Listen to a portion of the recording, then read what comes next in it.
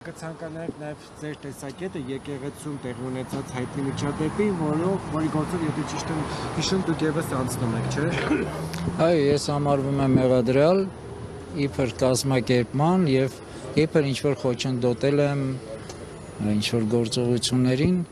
եւ դուրս է գալիս ինչ-որ պաշտոնական ինչ-որ այցի բանի ժամանակ ինչ-որ ես խոչընդոտել եմ։ Հարցը առաջանում եկեղեցու պատարագի ժամանակ երկրի թիվ 1 պատասխանատուն ինչ քաղաքական այց է իրականացնում, որ ես լինելով Հայաստանի Հանրապետության քաղաքացի իրեն խոչընդոտում եմ։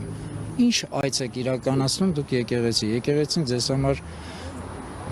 դահլիճ չի, բեմ չի, որտեղ քարոզ արշավ եք անցկացնում։ Եկեղեցին դա սրբավայր է, որտեղ մենք աղոթում ենք առասված առավել եւս պատարագի օրերին եւ առավել եւս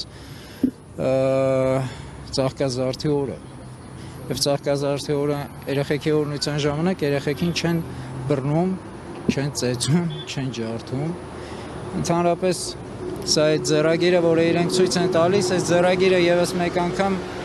իրենք հիշեցնում են, որ ոնց որ 20 թվականին մեր 18 տարեկան երեխեքին ոնց որ եւ թիվ 1 պատասխանատուն ասում էր, չէ, ազգային ժողովի ամբիոնից, որ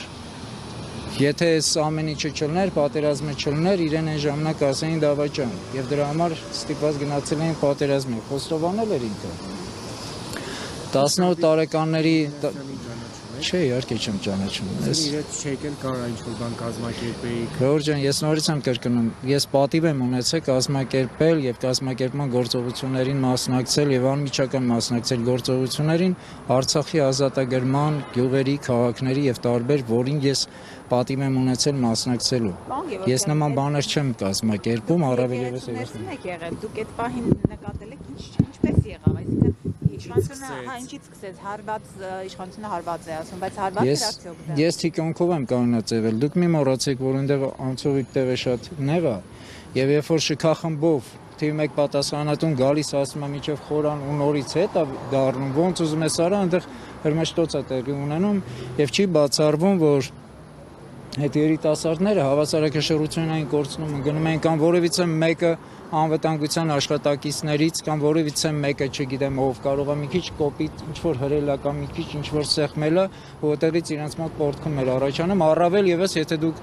նկատել եք տեսանյութերով, որը ես նույնպես հետո եմ արդեն ձերբակալությունից հետո եմ տեսել տեսանյութերով,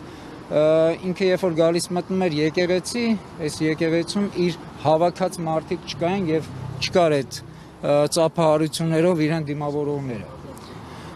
Հիմա կալանավորված է այսօր նորից բժշկական կենտրոնից տեղափոխել են նրան կալանավայր, ինչպես եք բնութագրում տեղի ունեցող զարգացումներն հաշվի առնելով, որ փաստաբաններն հազանգում են առողջական լուրջ խնդիրների մասին։ Ես նորից եմ ասում, սա ուղիղ իր ձեռագիրն է եւ ցույց է տալիս ինքը ոնց է ինքը 18 տարեկան երեխեքին 20 թվականի պատերազմի ժամանակ ոնց ինքը ոչնչացրեց մեր սերունդը երիտասարդ սերունդը, նույն կերպ ինքը ատելությամբ եւ լցված այս 18 տարեկան երիտասարդին, այսինքն կուժ ասում եմ կուլեք լսեք, որ որտեղ ուզենամ մտնեմ հանկարծ որևիցե մեկիդ մտքով չանցնի ինձ բան ասեք։ Սա ժողովրդավարությունն է ու սա ինչ որ իբր ինքը այնց ժողովրդավար ղեկավար է ուզում աշխարհին ցույց տա, որ ինչ որ ես ավելի լեգիտիմ եմ եւ այլ Սա տերոր է, տերոր երիտասարդ սերնդի, տերոր ազգի նկատմամբ, տերոր յուրաքանչյուր են մարդու, ով համաձայն չի իրենց քաղաքականության հետ, ազգադավ ու պետականը կործան քաղաքականության հետ։ Սա ինչ վերաբերում է դրան, իսկ եթե թույլ կտաք այսօրվա ծրագրերի հետ կապված էլ ասեմ, իմ ընկերները իհարկե արդեն խոսեցին, գործընկերներս խոսեցին այս ամենից, ես փորձեմ միայն ավելացնել մի բան, որ մեր ընդդիմադիր գործիչները բոլոր նրանք, ովքեր հենց հիմա եւ պատրաստվում են մասնակցելու ընտրություններին եւ այլ, գիտեք, երկրորդ անգամ նորից փորձել լեգիտիմացնել այսօրվա թիվ 1 պատասխանատուին, դա շատ ծանր ու կործանարար վերջնական կնստի մեր վրա եւ միջազգային ատյանների հետ կապված, եթե մենք պատրաստվում ենք չեղարկել վաղը մյուս օր իր որոշումները, մենք չենք կարող անընդհատ լեգիտիմացնել, այսինքն իր հետ գնալով անընդհատ հավասար ընտրությունների դա լեգիտիմացնել է։ Եթե այլ ընտրանքը մեր սահմանադրական իրավունքով ժողովրդական փողոցային դուրս գալու շարժումներն են։ Փողոցային Բայց եթե հիմա մենք Դավիթի օրինակով ներողություն տեսանք, որ ինչ բռնություն է գործադրվում, մարդու ընդհանրապես կամքել ինչ որ միտքել չի արտահայտել Դավիթը, բայց արի ու տես ընդամենը ասելով, որ ինձ այդպես մի նայեք եւ ընդ որում Փաշինյանին չի ասել, այլ Թիկնազորի անդամներից հիմա տեսնում ենք, որ այդ երիտասարդը բանտում է, անգամ հաշվի չի առնվում նրա առողջական վիճակը եւ ընդհանրապես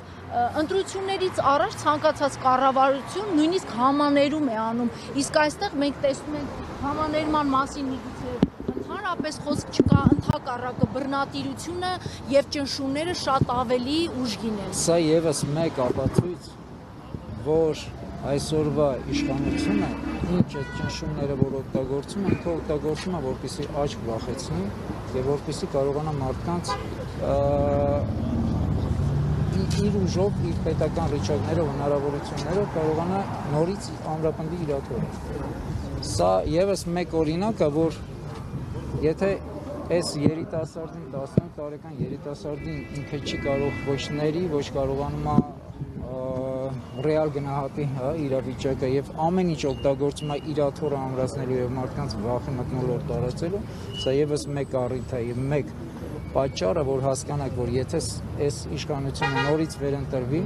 իրապես բոլորը կործանված եք եւ բոլորս կործանված ենք եւ չի լինելու իրական ոչ մի դրական իրավիճակ Հայաստանում եւ Հայաստանի Հանրապետությունը նույնպես ոնց որ պետականություն ինքը կանգնած է իրական վերջնական կործանման առաջ, եթե սրանք նորից վերընտրվեցին։ Իսկ քաղաքական գործընկերներս, ովքեր եւ հիմա ընտրություններին են պատրաստվում, ես ուզում եմ կոչ անեմ, որ բոլոր նրանք, ովքեր պատրաստվում են, ովքեր քարոզարշավներ են իրականացնում, տվեք, ձեզ չի հետաքրքրում այս 44 օրյա անձնաժողովի այս զեկույցը, չի հետաքրքրում, միգուցե ձեր շարքերում են հավաքված այն դավաճանները, այն մեղավորները, ում պատճառով եւ այս ամբողջ ավետը մեր գլխին եկա։ Ձեզ չի հետաքրքրում, որ այս ամենի պատասխանատուները ի հայտ գան։ Եթե ձեզ բոլորիդ հետաքրքրում է, ուրեմն բարի եղեք, միացեք այս շարժմանը, այսինքն նախաձեռնությանը, այս որպեսզի իրապես մենք կարողանանք հասկանանք, ի վերջո այս 5 տարի, 6 տարի սրանք քննում են, ինչ քննեցին։ Ովքեր են մեղավորները, ովքեր են դիրքավորվել, խրամատավորվել անդիմադիր դաշտում, իբր պետության եւ երկրի եւ ազգի մասին մտածողներն են, որոնք դուրս են գալիս իբր այս իշխանության դեմ։ Մենք չիմանանք ընդհանրապես բոլորն ովքեր են։ Այո, այս իշխանությունը թիվ 1 պատասխանատուն է, բայց այս իշխանության հետ երկար ժամանակ համագործակցել են շատ շատերը, այսօր էլ իբր անդիմադիր են բոլորը։ Ցույց տվեք այդ բոլորի դեմքը, եկեք կանգնեք։ Ես գիտեմ ուժեր, որոնք քիչ թե շատ ավելի պետք է որ մաքուր լինեն եւ այդ մաքուր ուժերը պետք է միանան, ու առավել եւս ձեզ համար ցավ չի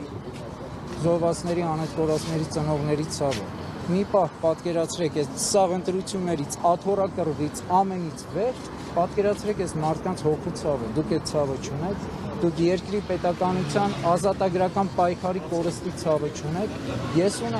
ունեմ հաղթանակի կորցրածի ցավը, ունեմ հողիս երկրից ցավը։